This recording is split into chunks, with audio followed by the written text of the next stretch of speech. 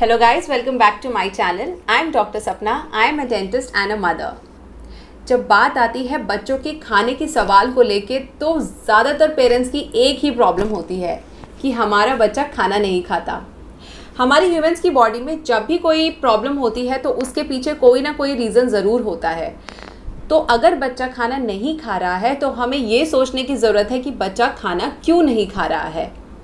आज की वीडियो में मैं आपको कुछ ऐसी चीज़ों के बारे में बताना चाहती हूँ जिससे बच्चों की भूख मर जाती है और वो ही एक रीज़न होता है कि बच्चे खाना क्यों नहीं खाते। और मैं आपको बताने वाली हूँ कुछ ऐसे सुपर फूड्स के बारे में जिससे हम अपने बच्चों की भूख को नेचुरल वे में इंड्यूस कर सकते हैं।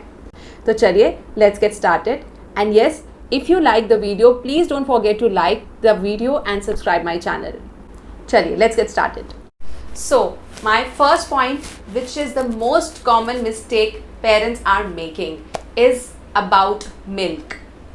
दूध में विटामिन ए होता है, कैल्शियम होता है, विटामिन डी होता है, विटामिन बी होता है, पर क्या आपको पता है कि जब तक बच्चा 1 ईयर का नहीं हो जाता है हमें उसे एनिमल मिल्क इंट्रोड्यूस नहीं कराना चाहिए, क्योंकि हमारे बच्चे का डाइजेस्टिव सिस्टम उस दूध को डाइजेस्ट करने के लिए रेडी नहीं होता है।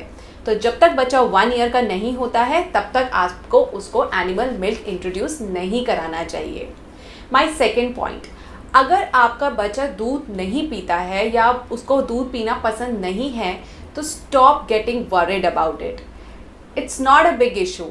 आप सेम न्यूट्रिएंट्स के सब्स्टिट्यूट दे सकते हैं उसको। फॉर एग्जाम्पल कर्ड हो गया, योगर्ट हो गया, छाछ हो गई, पनीर हो गया, चीज़ हो गया। इनफैक्ट योगर्ट और कर्ड एक तरीके से दूध से भी बेटर होते हैं क्योंकि वो पहले से ही प्री डाइजेस्टेड फॉर्म में होते हैं। तो आप उन सब्स्टिट्यूट्स के थ्रू दूध की रिक्वायरमेंट अपने बच्चे की पूरी कर सकते हो। थर्ड पॉइंट, कई बार बच्चा खाना नहीं खाना चाहता और उसने अगर दूध पी लिया तो हम पेरेंट्स सेटिस्फाई हो जाते हैं कि चलो मेरे बच्चे ने 3 ग्लास दूध पी लिया है तो उसका न्यूट्रिशन कंप्लीट हो गया। आप ये तो जानते हो कि दूध में बहुत सारे न्यूट्रिएंट्स होते हैं, कैल्शियम होता है, पर क्या आपको ये पता है कि it can hinder absorption of other nutrients. बच्चे की इंटेस्टाइन और बच्चे की बॉडी दूसरे न्यूट्रिएंट्स को एब्जॉर्ब ही नहीं कर पाती, स्पेशली आयरन को, जिससे बच्चों में आयरन रिलेटेड अनीमिया की प्रॉब्लम आती है और बच्चों में हीमोग्लोबिन की कमी हो जाती है। तो दूध हमें बच्चों को देना है, लेकिन हमें दूध को लिमिट करना है। एक टॉडलर के लिए 400 to 450 ml ऑफ दूध इज़ इनफ। लगभग 2 कप्स ऑफ दूध is enough for a toddler. अगर हम बच्चों को ज़्यादा दूध देते हैं तो बच्चों को कॉन्स्टिपेशन की प्रॉब्लम हो सकती है, डाइजेशन इश्यूज़ हो सकते हैं, ओबेसिटी हो सकती है और डेफिनेटली बच्चों की भूख तो मरती ही है। तो बच्चों का दूध लिमिट करना is very important. Second important aspect is आटा। हम सब इंडियंस के घर में रोटी बनती है, तो क्यों नहीं हम अपने बच्चों को एक रोटी में बहुत सारे न्यूट्रिशन दे दें। वो हम कैसे करेंगे? फर्स्ट ऑफ ऑल, आप जब भी आटा बनाएं तो आप ये बात हमेशा याद रखिए कि आपको आटा छान के नहीं बनाना है। हमें उस आटे में से चोकर को अलग नहीं करना है। आटे का जो चोकर होता है उसके बहुत सारे बेनिफिट्स हैं, पर जो 2 मेन बेनिफिट्स हैं, एक तो उसमें विटामिन B12 होता है, प्लस आटे का जो चोकर होता है it is complete purely fibre. तो फाइबर जब बच्चा खाता है तो बच्चे का डाइजेशन बहुत अच्छा हो जाता है और डाइजेस्टिव सिस्टम अगर स्ट्रॉन्ग होगा तो डेफिनेटली उनको भूख लगेगी। सेकेंड पॉइंट है कि आटा आप जब भी ख़रीदते हैं, अगर मार्केट से ख़रीदते हैं तो कोशिश कीजिए कि आप मल्टीग्रेन आटा लें।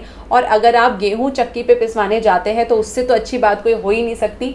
तो आप उसमें 2-3 इंग्रेडिएंट्स ऐड करके आटा पिसवाइए। For example oats, jowar, bajra, इन सबको ऐड करके आप बनवाओगे। Ragi is also a very good ingredient for kids.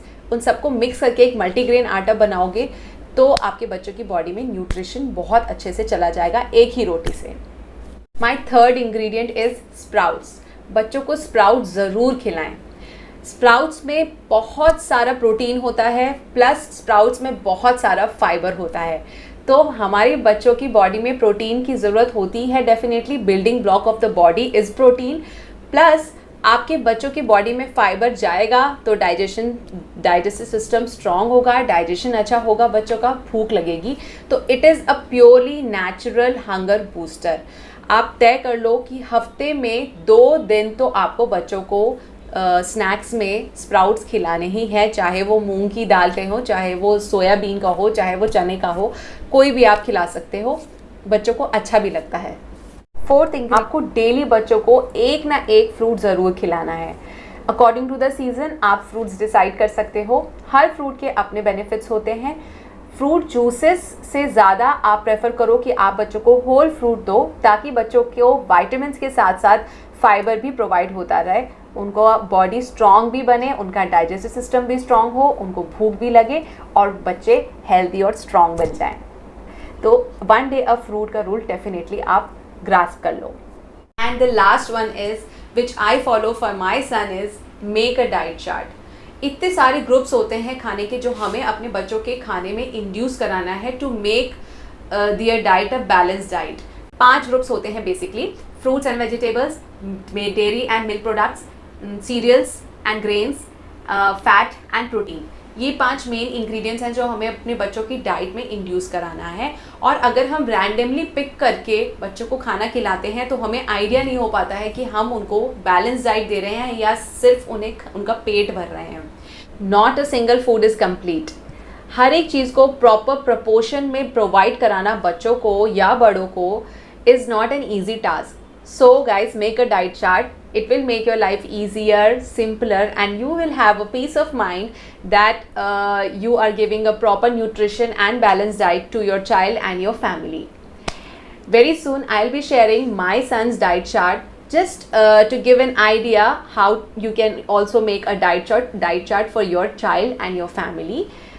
Till then, keep watching, keep tuned with me, and thank you for watching, and don't forget to subscribe my channel and like my video. तब तक के लिए नमस्कार।